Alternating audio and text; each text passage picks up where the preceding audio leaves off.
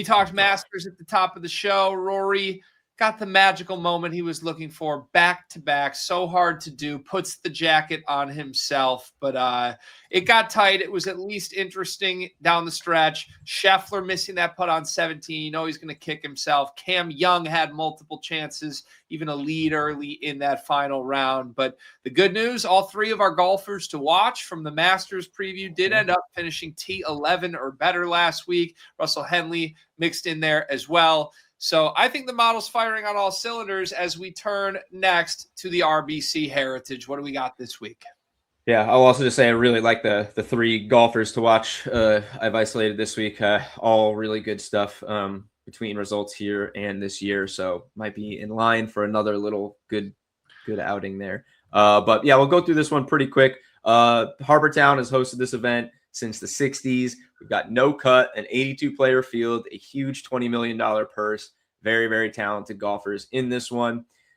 Pretty tight, demanding layout, narrow fairways, lots of dog legs, sharp angles, tiny greens averaging just 3,700 square feet, among the smallest on tour. As far as course fits, driving distance, power, accuracy even are less important here than at most tour stops.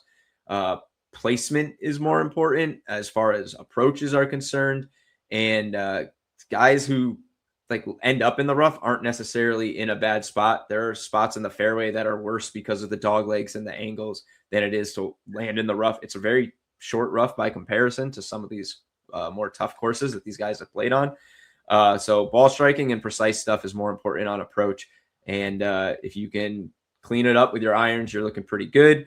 And honestly, the small greens can kind of mask some putting deficiencies. Those mid to poor putters might actually be able to offset some of their weaknesses with the small greens. Justin Thomas won this last year in a playoff. Ended a 3-year drought for him. Don't think we're very high on him this time around.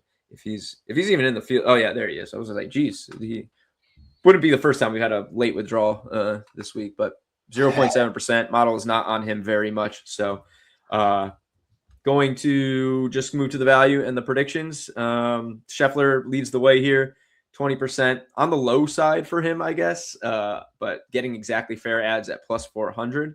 So any type of boost you put on him would make him a fair play according to the Dimers odds. And then moving down to our best overall value is our second projected winner, Cam Young, 6.6%. Fair at plus 1415. You can get just under plus 1800 at DraftKings. Really great form. Won the Players. Nothing worse than a T7 in 4 starts since. Shared that 54-hole lead at the Masters before finishing T3. He had a T3 in his debut here. 3 finishes outside the top 50 since. But his analytics right now check nearly every box. One of the most well-rounded players in the game. His form right now is basically incomparable to what it was entering the previous tries at this tournament, and a very clear positive edge from the Dimers model here. Always nice when your second highest probability has an edge to win. There's a few other guys in here with an edge that you have to dig around. I'm just going to highlight a couple of them, mostly the ones with the most notable discrepancy in the odds. And Akshay Bhatia here is another one, 3.3%. Oh, he's 2.3% to win now. It's gone down a little bit. That's kind of surprising. But still would be fair short of his best price, which is as long as plus 6,000, 5,800 on DraftKings. Boomer bust, sort of, but he's shown plenty of promise this year. Won the Arnold Palmer Invitational, signature event, T13 at the Players, T3 in Phoenix. He led after 3 rounds at Pebble Beach before settling for a T6. Little bit of form concerns, back-to-back miscuts with an overseas tournament, and then at the Masters. So it's kind of why you're seeing, maybe these odds are longer than his form and upside would suggest. But he's finished T18 here in 2024. That was his best. And he's just been really good overall. Top 10 in strokes gained total, strokes gained approach, putting, and he's a top 20 scrambler this season.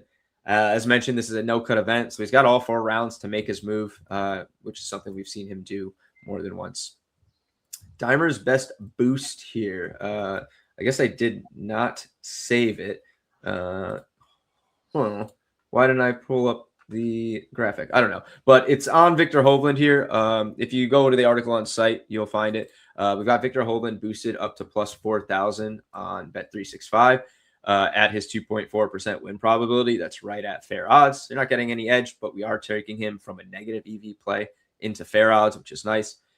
Historically, his putting has been a weakness, which isn't really an issue here, but that appears to be much better in 2026 anyway. Not very good off the tee this year, but that also doesn't really matter too much because it's mostly distance related, and that matters very little at this course. 3 top 20 finishes in his last 4 outings, T13 last year, which is his best result at RBC Heritage.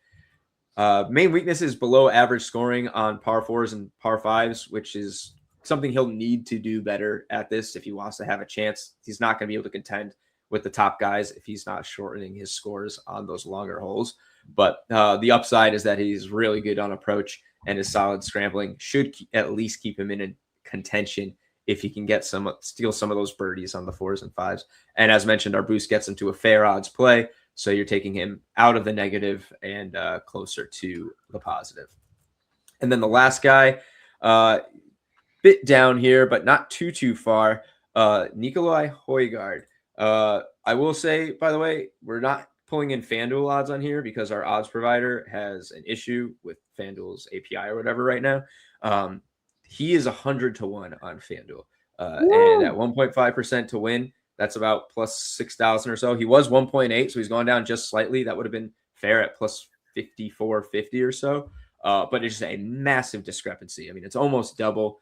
And this year he's had some really, really good results. A solo second, T3, a T6, 2 other top 25s across 8 events.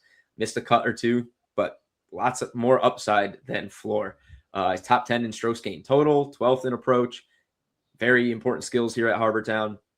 His biggest weakness is below average tee to fairway accuracy, which once again carries less weight here than it does at virtually any other course on tour. The possibly biggest, not red flag, but caution, I guess, is this is his debut. He has no course history here. But if we're just looking at a similar recent scenario, we had Sam Burns at 1.5, 1.4% last week, and he was 100 to 1. And he had a share of the lead after the first round, ended up finishing T7. So when you got a really, really big long shot with a very big odds discrepancy, it is a must look at for me. And the Dimers model says you should be looking there too. My golfers to watch, just going to rip through these guys real quick. I'm not going to get into them very deep, but Russell Henley, Sahith Theegala, and Sepp Straka all have several top 10s or top 5s this year. All have very good results here in the past with top 10s before. All playing good golf in spurts, and all 3 should be on your radar this week. Keep an eye out for our top 20 boost, which will be on site in an article and on social. And as I mentioned, I will try to do a head-to-head boost with the predictor when I dig into that tomorrow. It's, as long as there's value, good matchups. You gotta love it. No letdown week for the Dimers golf model as we move from the Masters to the Heritage. Thank you as always, Dave.